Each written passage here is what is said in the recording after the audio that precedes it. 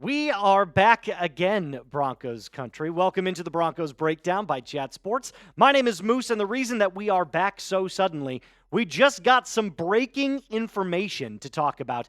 J.K. Dobbins is officially visiting with the Denver Broncos. So we're going to break down all of the information that we know about that and what this potentially means for the Denver Broncos running back room. Now, while I sit here recording this, my boss is sitting staring at me at this very moment as part of our weekly check-in sort of deal where he sits in on a video that we film. So literally looking at him right now. So if you could do me a huge favor, hit that subscribe button. Help me out. Can I get 20 new subscribers on today's video? It would help me out a lot. With that being said, let's get into the video.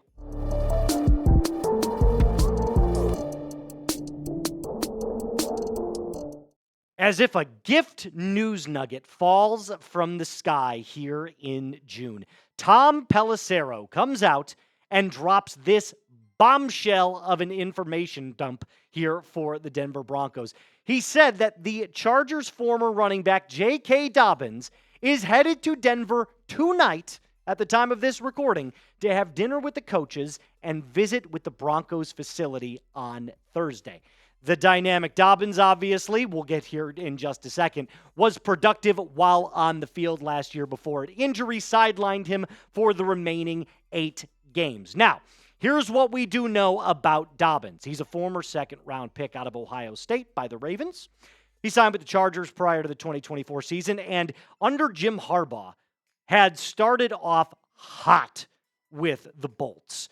1,084 scrimmage yards in just 9 games played in 2024 before that injury sidelined him. And we've talked about Dobbins here on the channel before, and we know that when he's on the field, incredibly productive. I don't need to beat that dead horse anymore. We know what he can do as a runner in terms of the statistics. And it's just going to come down to, can he stay on the field? Now, if you remember just a couple of days ago, actually, I believe it was Sunday that I put this video out. I put out a free agent targets video that I kind of named J.K. Dobbins as one of the potential free agents that we could still sign to round out the Denver Broncos roster. And a lot of people were like, yeah, we don't really need him. But it's clear the Broncos have some mutual interest with Dobbins in potentially signing him. Otherwise, he wouldn't be, visiting with them, having dinner, and then going to tour the facilities. There's obviously a mutual interest there. To me, it's going to end up coming down to what the price is. But remember, I'm going to use this video that, by the way, that I made on the weekend. I'm going to put that in the comments and description of today's video so you can check that out as well if you would like. Excuse me. First thoughts. Is this a thunder and lightning combo? And the reason I say that is because Dobbins has a very unique running style. Way different than the second-round pick that we took in the 2025 NFL Draft in R.J. Harvey. They have a little bit of yin and yang going on, a little thunder and lightning. That's my first initial thought, but we'll dive into that a little bit later on in this episode. Now, another thing that I kind of want to bring up about this potential interest between Dobbins and between the Broncos. What is it going to look like for the Broncos running back depth chart? Because let's just say hypothetically, you go out and you sign J.K. Dobbins. Well, that means that you're rolling with 6 current running backs on this depth chart. Somebody's going to have to go. You don't usually roll out 6 running backs. In fact, most of the time, you roll with 4. That's kind of usually where most NFL teams sit. And if I look at the way it's currently constructed as we speak, R.J. Harvey will end up becoming that main back. I truly believe that. But the way Sean Payton calls plays doesn't necessarily mean that Harvey's going to become a bell cow back. And I think he looks at this as an opportunity to not only explore what Harvey can do as a playmaker, not only as a runner, but as a pass catcher, but in the event that he wants to add a little bit more strength and a little bit more power, he's going to go with a J.K. Dobbins because that's the kind of style that he plays. And over the last 4 seasons, like I said, when he's healthy, you are looking at a very, very productive back. The ability to stay on the field, though, is the main question. And we broke all that down in the video that we did over the weekend, so we don't necessarily need to break it down even further, although I will go through the timeline very briefly with you about Dobbins' injury history. He missed all of the 2021 season with a knee injury. He had an ACL tear and an Achilles tendon tear, and then an MCL sprain last year. So all of his major injuries have happened knee and below. That's concerning to not only me, but it should be to you and for all NFL teams, especially the Broncos, if they're interested in taking it. Now, when we're not talking about his ability to stay on the field, let's talk about when he is on the field and what his play style is like. He's your traditional north to south runner, a complement to R.J. Harvey, who's got great lateral quickness. Side to side, east to west, can make defenders miss.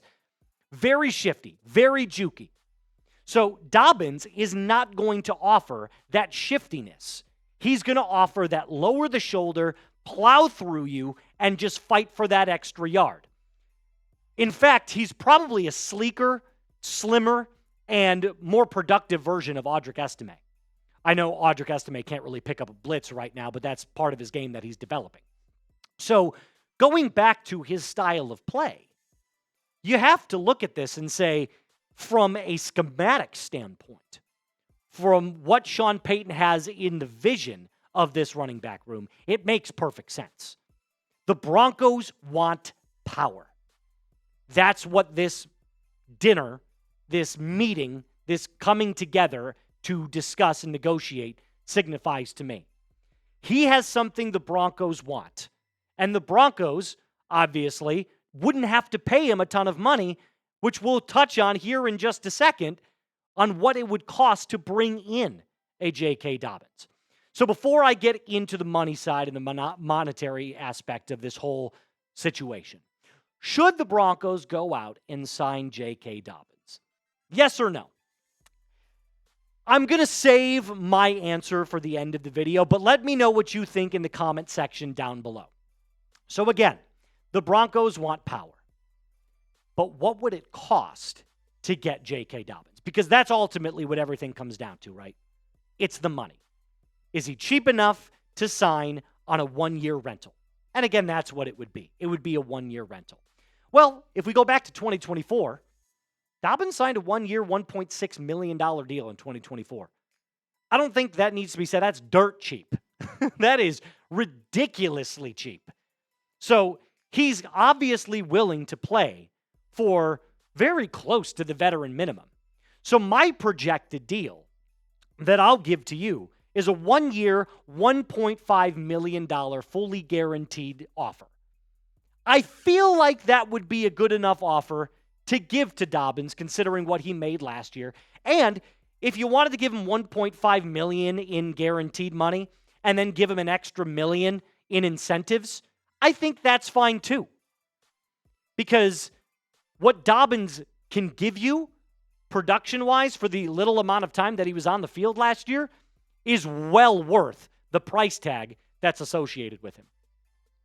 And this all comes back to R.J. Harvey.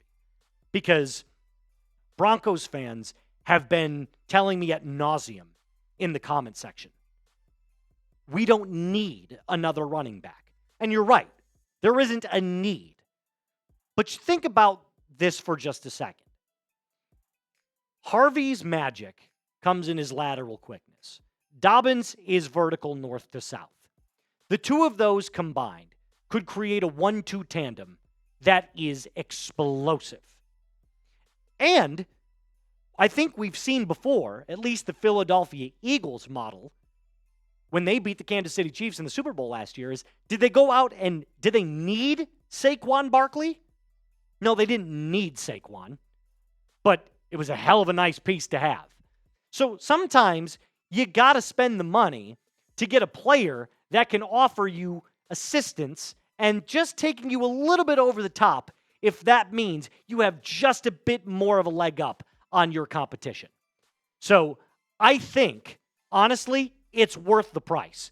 If they can get him for a cheap deal like that, I have no qualms about signing J.K. Dobbins. Now, before I wrap up the video, you got to do me a huge favor. I found this super sweet Bo Nix shirt that I think you're going to absolutely love over on Fanatics. All you got to do is go to chatsports.com/Bo Nix T. And by the way, when you purchase stuff from the website, from Fanatics, it helps us out tremendously.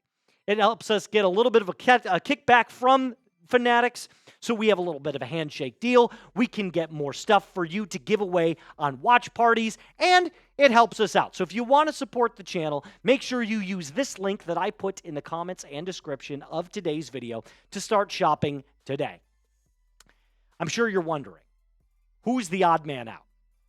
Because, like I said before, you can't roll out with 5 to 6 running backs on your roster. It's just not conducive to a successful offense. You gotta get rid of somebody. And to me, I think you could look at this one of two ways. One, you could cut someone, or you could look to get a little bit of draft capital and maybe potentially make a trade. So the first person that comes to my mind, if we were going to try to make a trade, would be Jaleel McLaughlin. I don't think anybody else at this point, other than Estime, has a real trade value. And I believe highly in Estime. To see a little bit more of him, I think he's earned a second year to kind of make his presence felt on this team. McLaughlin could be one of those players that we look to explore a day 3 pick on. And that's probably what you'd get. A 5th, 6th, or 7th round pick, most likely a 6th or 7th. Because if you look at last year's stats, obviously this is without Javonte Williams. This isn't great. But McLaughlin is not one of those primary backs. He's a nice complementary back. So if there's a team out there that could use a complementary back, they could be in the market for trading for someone like that. So I think that's the route you have to explore if Dobbins ends up getting signed. But I want to ask you this. Which Broncos running back would you trade, if any? You could say none. You could make a case that one of them gets cut. Either way, let me know in the comment section down below and defend your answer. I think as of right now, and again, this is just speculation, this is just spitballing, I would say it's most likely going to be McLaughlin. But let me know what you think. My final thoughts. We can talk all day about this being big news, and we can talk all day about the rumor of J.K. Dobbins potentially signing. But it's just dinner. Nothing has been decided yet, and this is all speculation. The one thing that we know concretely is that there is mutual interest between Dobbins and the Broncos front office in potentially vying for his services. So we know that much to be true.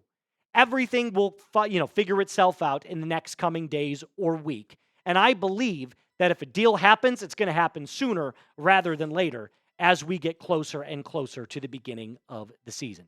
Just a reminder, my boss is still sitting in here staring at me, giving me the old snake eyes treatment. So here's what I need you to do. Hit that subscribe button if you haven't already. I'm looking for 20 subs on today's video. It helps us get even closer to the path to 36,000 subscribers. Until next time, my name is Moose. Be cool.